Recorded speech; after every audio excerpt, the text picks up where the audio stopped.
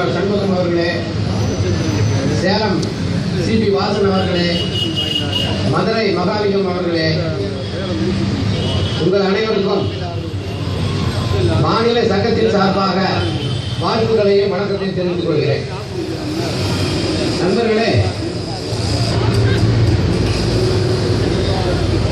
கடந்த செப்டம்பர் மாதம் நமது தமிழக முதல்வர் அவர்களால் நீண்ட காலமாக வழங்கப்படாமல் இருந்த கம்டேஷன் என்பது வழங்கப்பட்டதை நீங்கள் அறிவீர்கள்.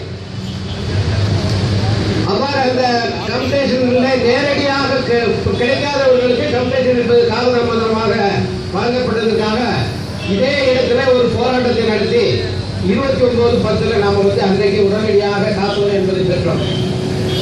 அதற்கு பிறகு 30/12 நமது மரியாதைக்குரிய முதல்வர் அவர்கள் தலைமையில் ஒரு விழா நடத்தி பல பணப்பொருட்கள் என்பது வழங்கினார்கள். ஏறத்தாழ இப்போ 3 மாதம் ஆகிவிட்டு விட்டது அந்த நிகழ்ச்சிகள் நடைபெற்று. அதற்கு பின்பு ஏதாவது முன்னேற்றங்கள் இருக்கிறதா என்று போக்குவரத்து கழகங்களை பார்த்தோம்னு சொன்னா எந்த முன்னேற்றமும் இல்லை.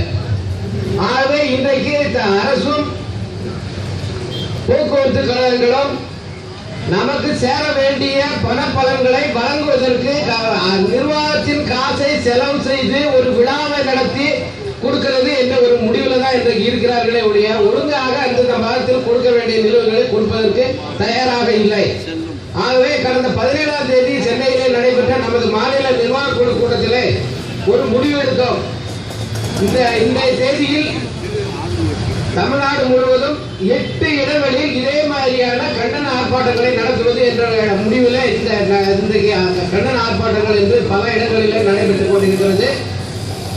அதே அடிப்படையில் தான் இன்றைக்கு இங்கே நடத்தி கொண்டிருக்கிறோம். வந்த உங்கள் அனைவருக்கும் மாநில மையத்தின் சார்பாக மீண்டும் நன்றியை தெரிவித்துக் கொள்கிறேன்.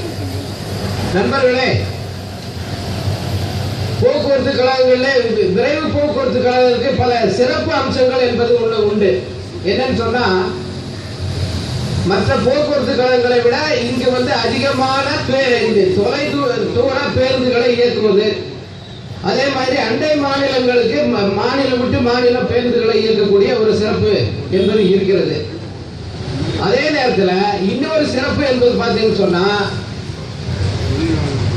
தமிழகத்தில் இருக்கக்கூடிய அனைத்து கழகங்களிலும் நிலுவைகள் என்பது எங்க அதிகமா இருக்கு அப்படின்னு சொன்னீங்கன்னா விரைவு போக்குவரத்து தான் நிலுவைகள் என்பது அதிகமாக இருக்கிறது.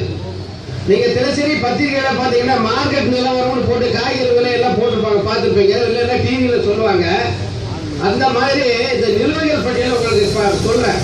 பிராவிடன் ஃபண்ட் வருங்கால வைப்பு நிதி அக்டோபர் 2011 இருந்து இன்றைக்கு போக்குவரத்து கழகங்கள் நிலுவையில் இருக்கு. அக்டோபர் 2011 12, 13 முடிஞ்சிருச்சு. இப்ப 16ஆம் ஆண்டு நடக்கு. அக்டோபர் 2011 இருந்து நிலுவைகள் இருக்கிறது. அப்புறம் லீவ் சேலரி அக்டோபர் 2010 இருந்து நிலுவையில் இருக்கிறது. அடுத்தது IRT அதுவும் நிலுவையில் இருக்கிறது. அதே மாதிரி கிராஜுவிட்டி டிஃபரன்ஸ் என்று பார்த்தீங்கன்னு சொன்னா ஒரு 3 மாதம் 11, 12 அப்புறம் ஜனவரி 11 இந்த 3 மாதங்கள்ல நிலுவையில் இருக்கிறது. இது இல்லாம மிகவும் மோசமான ஒரு சொல்லணும்னு சொன்னா சமூக பாதுகாப்பு நிதி. இந்த நான் சொன்னதெல்லாம் பிராவிடன் ஃபண்ட், லீவ் சேலரி இதுக்கெல்லாம் போக்குவரத்து கழகங்கள் நிதி ஒதுக்கி கொடுக்கணும். அதில் சிரமங்கள் இருக்கலாம், அது உண்மைதான், இல்லைன்னு மறுக்க முடியாது. ஆனால் சமூக பாதுகாப்பு நிதி என்பது போக்குவரத்து கழகங்களுக்கு நிதியோடு சம்பந்தப்பட்டது அல்ல. ஒவ்வொரு மாதமும் அந்த மாதத்தில் பணியில் இருக்கக்கூடிய அந்த ரோல்ல இருக்கக்கூடிய ஒட்டுமொத்த தொழிலாளர்களிடம் ஒரு தொகையை பிடித்தம் செய்து அந்த மாதத்தில் ஓய்வு பெறக்கூடிய தொழிலாளர்கள், விருப்ப ஓய்வு செல்லக்கூடிய தொழிலாளர்கள், அந்த மாதத்தில் பணியில் இறந்த தொழிலாளர்கள் அந்த குடும்பத்திற்கு கொடுப்பதற்காக ஒவ்வொரு தொழிலாளரிடம் பிடித்தம் செய்து அதை கொடுக்க வேண்டிய நிர்வாகம் என்பது தன்னுடைய பிற காரியங்களுக்கு பயன்படுத்தி கொண்டு இன்றைக்கு 2011 ஏப்ரல் இருந்து மோசடி செய்து கொண்டிருக்கிறார்கள் என்பதுதான் உண்மை. சரி, இன்னைக்கு ரிட்டையர் ஆயிட்டாரு, அவருக்கு வேணுமா கொடுக்காம இருக்கலாம். பணிகளை இறந்து போன தொழிலாளி வாரிசுக்கு கூட கொடுக்காம இன்னைக்கு மோசடி செய்து கொண்டிருக்கிற ஒரு பெரிய நிறுவனம் தான் இன்னைக்கு நமக்கு விரைவு போக்குவரத்து கழகம். பல்வேறு அதிகாரிகள் இருக்கிறார்கள். அந்த மேல பார்த்தீங்கன்னு சொன்னா MD இருக்காரு. அதற்கு அடுத்து எல்லாத்துக்கும் பொறுப்பானவர் நிதி கட்டுப்பாட்டு அலுவலர். அவர் என்னதான் இந்த கட்டுப்பாட்டு பண்ணாரு என்னன்னே தெரியல. இந்த மாதிரி மோசடிக்கு தலைமை தாங்கக்கூடிய அதிகாரிகள் தான் இன்றைக்கு இருக்கிறார்கள் என்பதுதான் உண்மை. அதே மாதிரி ஐஆர்டி பணம் பார்த்தீங்கன்னு சொன்னா பணியில் சேரும் போதே அந்த ஐஆர்டிக்கான பணத்தை மொத்தமா பிடிச்சுக்கிறாங்க. அது பிடிச்ச பின்னாலதான் அவரை பணியில் சேர முடியும். அதுக்கு அதை பிடிக்கக்கூடிய பணத்திற்கு வட்டி எதுவுமே கிடையாது. என்ன கேரண்டின்னு சொன்னா ரிட்டையர்மெண்ட் ஆகும்போது உங்களுக்கு அந்த பணத்தை திருப்பி தருவோம் என்பதுதான் கேரண்டி. ஆனா இன்றைக்கு அந்த கேரண்டி என்பது போயிடுச்சு. விரைவு போக்குவரத்து காலத்துல அந்த கேரண்டியும் இல்லை. இப்படி ஒரு மோசமான நிலைமை தான் இன்றைக்கு விரைவு போக்குவரத்து காலத்துல இருக்கிறது. இருக்கக்கூடிய அதிகாரிகள் எல்லாரும் பாத்தீங்கன்னா அவங்க ஒவ்வொரு அதிகாரி ரூம்ல எல்லாம் போர்டு வச்சிருப்பாங்க, பார்த்துருப்பாங்க. BE MBA. எம்பிஏன்னு சொன்னா மாஸ்டர் ஆஃப் பிசினஸ் அட்மினிஸ்ட்ரேஷன், அதுக்கு ஆங்கிலத்தில் அதான் அர்த்தம். ஆனா இன்னைக்கு அவர்கள் பிசினஸ் அட்மினிஸ்ட்ரேஷன் வேற பிசினஸ் தான் பண்ணி கொண்டிருக்கிறாங்க. அது என்னன்னு சொன்னா அவர்களுக்கு லாபம் வரக்கூடிய பிசினஸ். இப்ப ராமச்சந்திரன் பேசும்போது ஒரு ஏஎம் பத்தி சொன்னார், வழக்குகள் பத்தி சொன்னார். விரைவு போக்குவரத்துல அதே நிலைமை தான் இருக்கு. இன்னைக்கு தமிழ்நாடு முழுவதும் பாத்தீங்கன்னு சொன்னா 50,000 பேர் பென்ஷன் பெறுபவர்கள் இருக்கிறார்கள். இவர்களுக்கும் ஒவ்வொரு மாசமும் பென்ஷன் போடணும். அதே மாதிரி ஏதாவது டிஏ நிலுவை வந்ததுன்னா அதை போடணும். பென்ஷன்தாரர்களுக்கு உரிய பென்ஷன் உத்தரவு வாங்க வேண்டும். ஆனா இதற்கெல்லாம் பணி செய்யக்கூடிய அலுவலர்கள் அதிகாரிகள் பார்த்தீங்கன்னு சொன்னா ரொம்ப கம்மி. அந்த பிரிவில் ஆட்கள் என்பது கிடையாது, ரொம்ப கம்மி. விரைவு போக்குவரத்து கழகத்துல அந்த பென்ஷன் பிரிவில் போனா எப்பமாவது போனா அவங்க புலம்புறது எங்களுக்கு ஸ்டாஃப் இல்லைங்க. அந்த ஏன் சொல்ல நைட் 10 மணி வரை உட்காந்து வேலை செய்யறாங்க. அங்க பாத்தீங்கன்னா பணியாளர்கள் கிடையாது. ஆனா இவர்களுக்கு லாபம் தரக்கூடிய லீகல் செக்ஷன் பாத்தீங்கன்னா அங்க பணியாளர்களும் அதிகம் இருப்பாங்க, அதிகாரிகளும் அதிகம் இருப்பாங்க.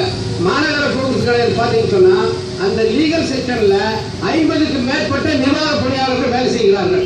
ஆனா பென்ஷன் செக்ஷன்ல பாத்தீங்கன்னு சொன்னா 5 பேர் 6 பேர் தான் இருப்பாங்க. லீகல் செக்ஷன்ல 3 அதிகாரிகள் இருக்காங்க. 3 ஏஎம் என்ன பொறுப்புன்னு சொன்னா ஒருத்தர் ஒழுங்கு நடவடிக்கை, அதாவது தொழிலாளர்களுக்கு இந்த குற்றச்சாட்டுகள் சுமத்தி ஒழுங்கு நடவடிக்கை, அதற்கு ஒரு ஏஎம், அவருக்கு கீழே ஒரு பிரிவு, ஒரு கண்காணிப்பாளர், கிளார்க்குகள் இருப்பாங்க. இன்னொரு ஏஎம் என்னன்னு சொன்னா கோர்ட் மேட்டர்ஸ், அதாவது நீதிமன்ற வழக்குகளை சந்திப்பதற்கான அந்த வேலைகள், அவருக்கு கீழே ஒரு கிளார்க், ஒரு செட்டு, ஒரு படைகள் என்பது இருக்கும். இன்னொருத்தர் பாத்தீங்கன்னு சொன்னா எம்ஏசிடின்னு ஒரு செக்ஷன் ஒன்று இருக்கு, தெரியும். அதாவது விபத்தில் மரணம் அடைந்து அதற்காக நஷ்டத்தை கேட்கக்கூடிய அந்த மோட்டார் ஆக்சிடென்ட் கிளைம்ஸ் ட்ரிபியூனல், இதுல நிறைய பேர் வழக்கு போடுவாங்க. அந்த பிரிவை பார்க்கறதுக்கு ஒரு அதிகாரி. இப்படி அதிகாரிகள் எண்ணிக்கை எந்த பிரிவில் இருக்குன்னு சொன்னா மேல் அதிகாரிகளுக்கு எதுல லாபம் வருமோ அந்த பிரிவில் தான் அந்த அதிக வேலை பணியாளர்களை அதிகமாக போடுகிறார்கள். நம்மை போன்ற அன்றாடம் மாதம் பென்ஷனை எதிர்பார்த்து கொண்டிருக்கிற தொழிலாளர்களுக்கு பணி செய்வதற்கு ஆட்கள் கிடையாது. இதே மாதிரி இந்த அதிகாரிகள் பாத்தீங்கன்னு சொன்னா அந்த லீகல் செக்ஷன்ல இருக்கவங்க ரிட்டையர் ஆனது பின்னால பாத்தீங்கன்னு சொன்னா இதே நிர்வாகத்திற்கு ஆஜராவாங்க, வக்கீலா ஆஜராவாங்க. அந்த விழுப்புரம் கழகத்தை சார்ந்த ஒரு அதிகாரி டிஎம் லீகலா இருந்தவர் சென்னையில தலைமைச் செயலகத்தில் அங்க இருக்கக்கூடிய இந்த சேர்மன் செல்ல லீகல் செக்ஷன்ல அதிகாரியா பணியாற்று இப்போ ஓய்வு பெற்ற பின்னால அவர் கார்பரேட் எம்பிசிக்கு வழக்கறிஞராக வந்து கொண்டிருக்கிறார். நாம பென்ஷன் கிராஜுவிட்டி வழக்குகள் நாம வித்தியாச தொகைக்காக ஒரு 300 வழக்குகள் நடத்தி கொண்டிருக்கிறோம். அந்த வழக்குக்கு ஆஜராகிறது யாருன்னு சொன்னா முன்னாள் லீகல் அதிகாரி அண்ணாமலை என்பவர் இன்றைக்கு மாநகர போக்குவரத்துகளுக்கு வழக்கறிஞராக வந்து கொண்டிருக்கிறார்.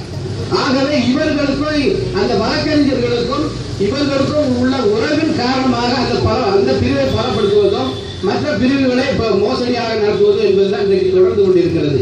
விரைவு போக்குவரத்து காலத்திலே பார்த்தீங்கன்னு சொன்னா இன்றைக்கு பென்ஷன் வாங்கக்கூடிய 4000 தொழிலாளர்கள்ல தமிழ்நாட்டிலேயே குடும்ப பென்ஷன் வாங்கக்கூடியவர்கள் அதிகமாக எண்ணிக்கை உள்ளது யாருன்னு சொன்னா விரைவு போக்குவரத்து கழகம் தான். குடும்ப பென்ஷன் என்பது எப்போது கிடைக்கும்?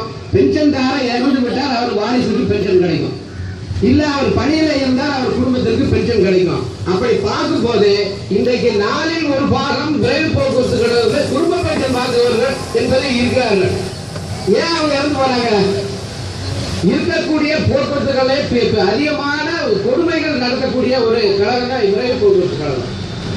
பணியிலே பார்த்தீங்கன்னு சொன்னா எங்கேயுமே இல்ல, சட்டத்திற்கு புறம்பான என்னென்ன கடமைகளை செய்யுமோ அதை செய்து கொண்டிருக்கிறார்கள். ஒவ்வொரு கழகத்திலையும் உங்களுக்கு ஒழுங்கு நடவடிக்கை எடுப்பதற்காக ஒரு சட்டம் வச்சிருக்காங்க, ஸ்டாண்டிங் ஆர்டர்ஸ் வச்சிருப்பாங்க. இல்லைன்னு சொன்னா காமன் சர்வீஸ் ரூல் ஒன்று வச்சிருவாங்க. இந்த காமன் சர்வீஸ்லையும் ஸ்டாண்டிங் ஆர்டர்ஸ்லையும் இல்லாத ஒரு புது பதவியே இந்த விரைவு போக்குவரத்துல அவங்களுக்கு இருக்கு. என்னன்னு சொன்னா டிரைவர் கம் கண்டக்டர். எல்லா இடத்துல எல்லா கழகத்திலும் பார்த்தீங்கன்னு சொன்னா ஒரு பேருந்துக்கு ஒரு டிரைவர் இருப்பாரு, ஒரு கண்டக்டர் இருப்பாரு. ஆனா விரைவு போக்குவரத்து கழகத்தை பார்த்தீங்கன்னு சொன்னா டிரைவர் கம் கண்டக்டர் சொல்லி ஒருத்தரே தான், அவரே டிரைவர் வேலையை பார்த்துக்கணும், கண்டக்டர் வேலையை பார்த்துக்குவாரு.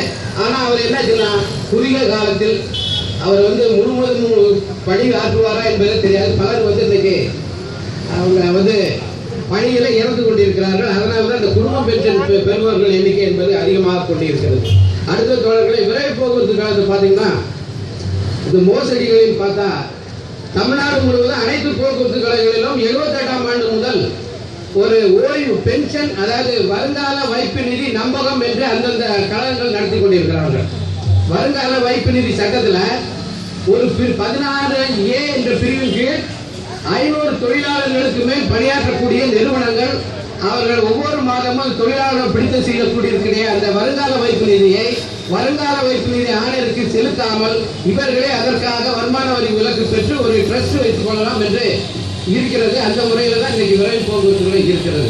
அப்படி பார்த்தால் இந்த பணம் என்பது முழுக்க வேற எங்கும் போகல. திராவிடன் பற்றி பிடித்த பணம் என்பது போக்குவரத்து கழக நிர்வாகம், விரைவு போக்குவரத்து கழக நிர்வாகம் தன்னுடைய நிர்வாக காரியங்களுக்கு மிஸ்யூஸ் பண்ணுகிறார்கள் என்பதுதான் உண்மை.